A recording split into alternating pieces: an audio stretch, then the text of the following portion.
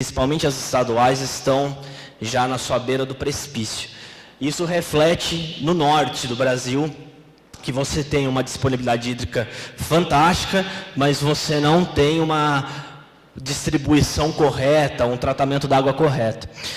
E só para fim de informação, São Paulo e Paraná são os dois únicos estados brasileiros ainda no Brasil que oferecem água a 90% da população. Porém, nessa época de crise de água, esse mapa aqui já se torna falso, né?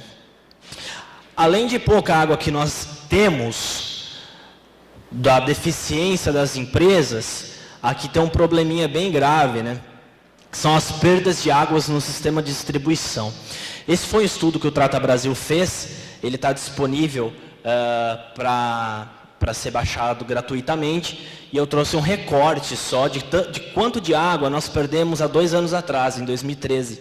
Nós perdemos aí 6,5 bilhões de metros cúbicos de água no Brasil inteiro.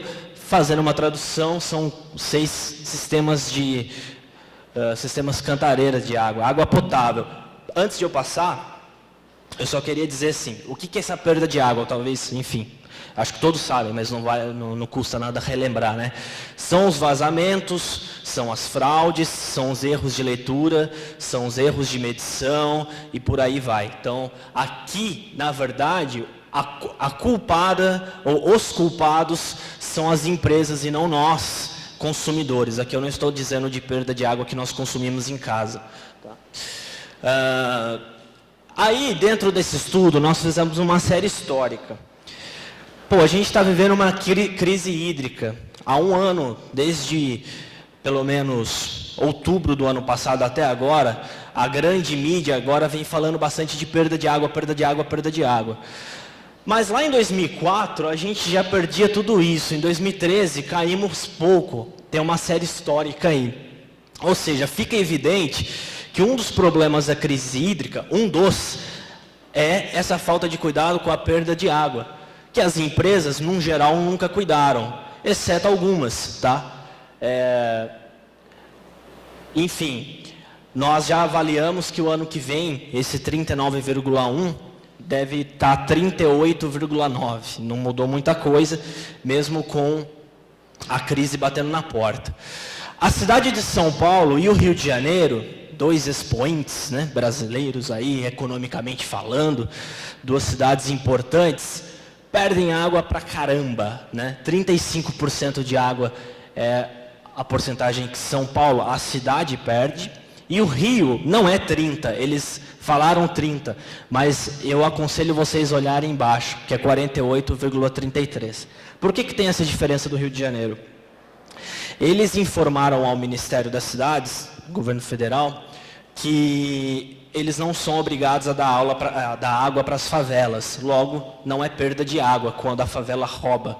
Então, eles calculam que só perde 30. Só que na hora que você calcula na receita, que é impossível de você tirar essa receita, você tem uma perda de água de 50%. Ou seja, de cada 10 litros de água produzido no Rio de Janeiro, 5 vai embora. Tá?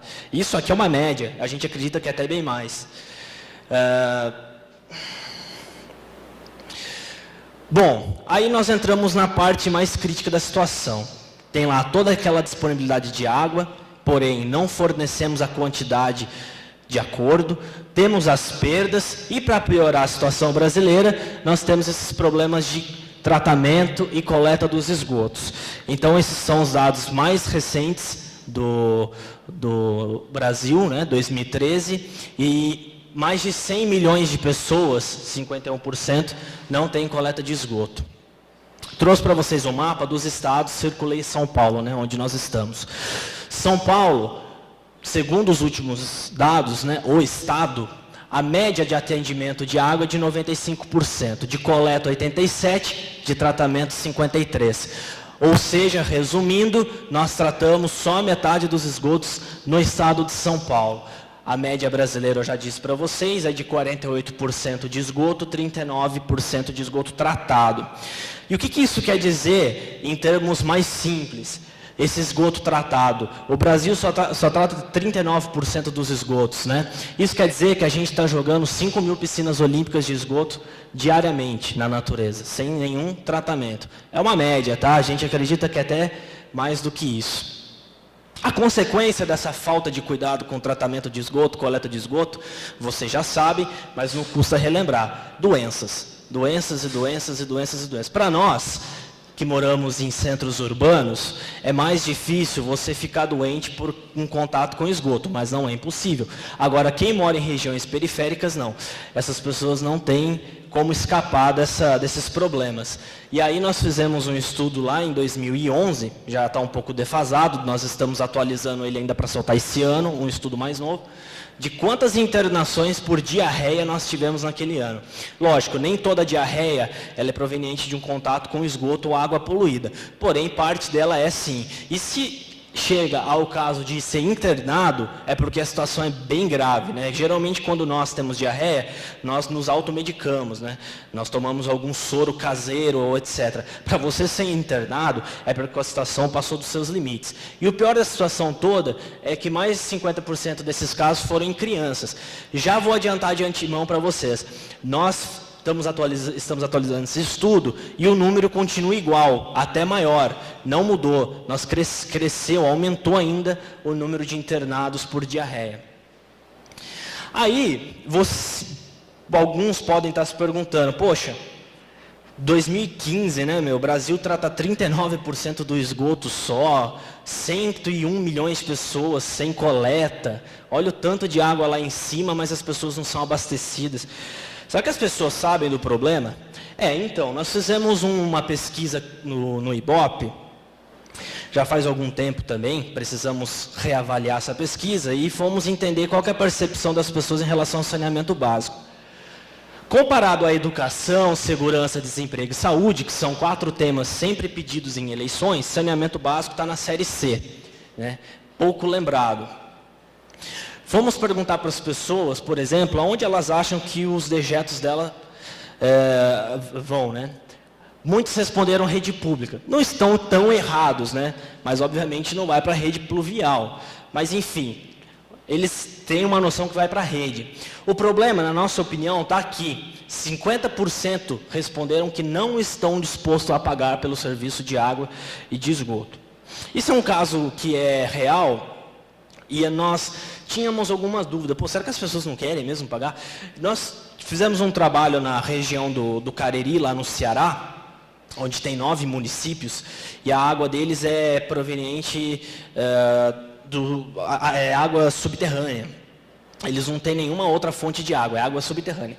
E lá não tem nenhum sistema de coleta de esgoto. Então, eles fazem fossas, e as fossas já estão contaminando o lençol freático, etc., e a água subterrânea já está em risco. Bom, nós fizemos um trabalho lá, numa audiência, numa sala parecida com essa, tinha a empresa de água e esgoto do estado do Ceará, e eles perguntaram o seguinte: se nós colocarmos uma taxa de 12 ou 13 reais aqui, vocês pagam? Não, não pagam. Ninguém queria pagar a taxa de 12, 13 reais para a coleta e o tratamento dos esgotos.